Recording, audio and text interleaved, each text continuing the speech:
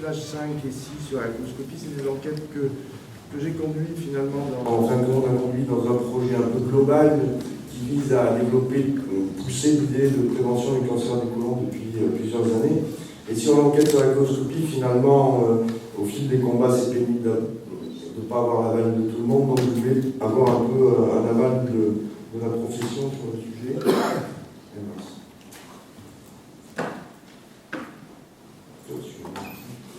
Simplement un mot sur le cancer du côlon, 7 milliards d'euros, et avec un facteur de 4, si on compte les frais rapportés, arrêt de travail, tout ça, on est à 30 milliards. La mortalité, on la connaît.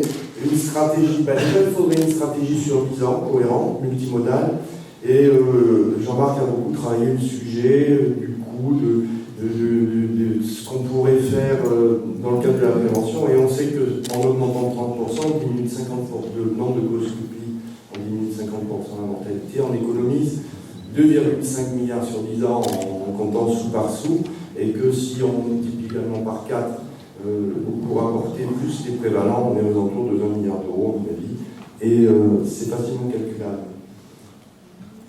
Alors, bon, surtout qu'on sait que quand on utilise des tests dans une politique nationale, où on voit ici le taux de protection sur 10 ans, on peut se poser des questions sur les politiques choisies. Mais enfin, vous voyez que l'hémocule protège à peu près à 15%, la coloscopie 92%. Et voilà, dernière diapositive sur le sujet. Je pense qu'on est quand même un pays assez riche. Quel choix politique on fait? On dépiste, ok, on dépiste, mais on n'a aucune action, pas d'action active, c'est très passif, on trouve les maladies, on les opère, on ne les guérit pas, on n'influence pas sur la prévalence ou l'incidence. On prévient, mais là on a une action active. Alors vous voyez, sur une échelle dépistage à gauche, prévention à droite, on peut à peu près caler les différentes techniques qu'on propose aux gens. Et l'hémocule, les taux de protection 15%, rectosémino 25%, capsule, il faut en parler un petit peu, mais pas trop, coloscopie 90%.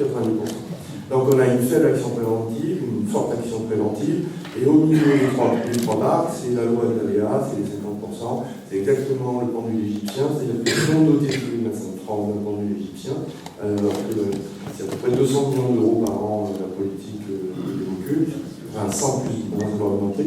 Alors c'est plus efficace et moins cher. Bref, l'enquête Flash 6, c'était pour essayer d'avoir une sorte de validation de ce message de la profession. Moi, ce que je voudrais développer comme thème, c'est pour ça que j'ai mis cette diapo, c'est qu'il faut bien informer les gens, certes, du niveau de risque face à la maladie, mais aussi, il faut bien les informer de la validité et de la valeur des tests qu'on leur propose, parce que sinon, c'est pas très honnête. D'autre part, il faut que le message collectif soit identique au message individuel. C'est franchement insupportable de dire d'avoir deux discours et que, bon, il faut mieux définir le risque moyen et surtout créer un registre et en dire. Alors, l'enquête Flash, on l'a envoyé sur un mois par informatique, par voie postale, et puis par les enquêtes qu'on a données, et on a récupéré 265 avis. La plupart des médecins gastroentérologues restent en privé.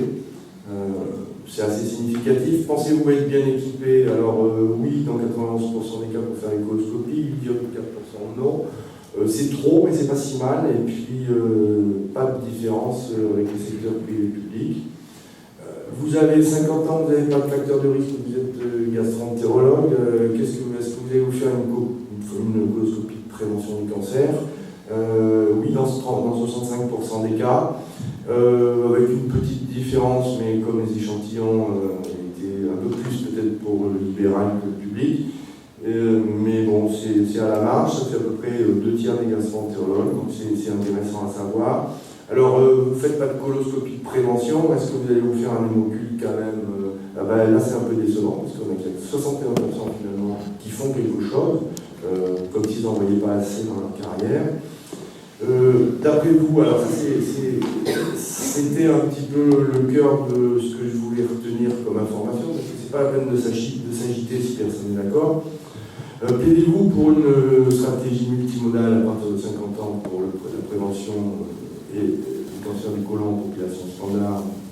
Oui, dans 71% des cas, donc ça c'est intéressant. Vous semble-t-il utile de développer des scores filtres, et puis Stan, on va reparler de ce sujet tout à l'heure après la pause. On a quand même, pour cette population standard, afin de mieux discriminer l'indication de coloscopie, oui, dans 60% des cas. C'est pas si mal que ça quand même. Donc les gastro-entérologues sont volontaires.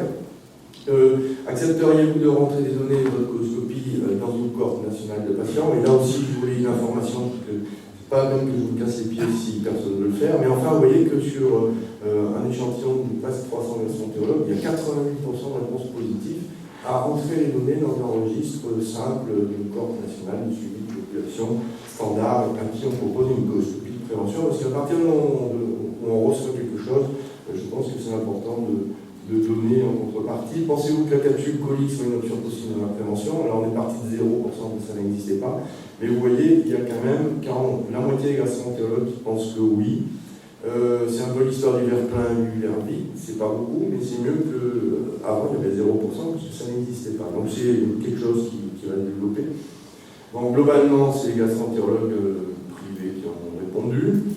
Vous voyez qu'à peu près 2/3 des gastro-entérologues sont partants pour une stratégie de prévention multimodale, avec aussi, ils sont favorables à l'étude de scores, s'ils sont utiles, et surtout 88% d'entre eux sont favorables à introduire les données dans un registre national. Alors, le deuxième volet de cette histoire, simplement un mot sur l'enquête Flash 6 qu'on fait, parce que le pendant de la coloscopie de prévention, c'est la qualité des examens. Donc, bien savoir faire les examens.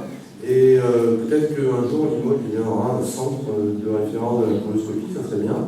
Voilà l'enquête Flash 6 qui a été lancée. On a à peu près une cinquantaine de réponses par le net. Et là, on a récupéré les internes, les praticiens libéraux. Et on va avoir à peu près 300 réponses sur l'installation du matériel.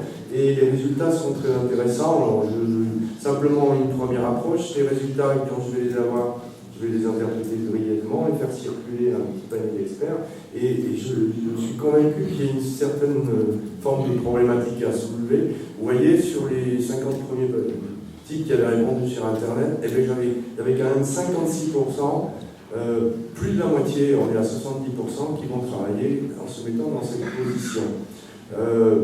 Tout ça, ça mènera à commentaire. Voilà, je voulais simplement vous le montrer parce que ça a été fait en grande partie à Limoges. Et pour moi, travailler dans cette position, c'est comme si on descend la pente de ski dans cette position.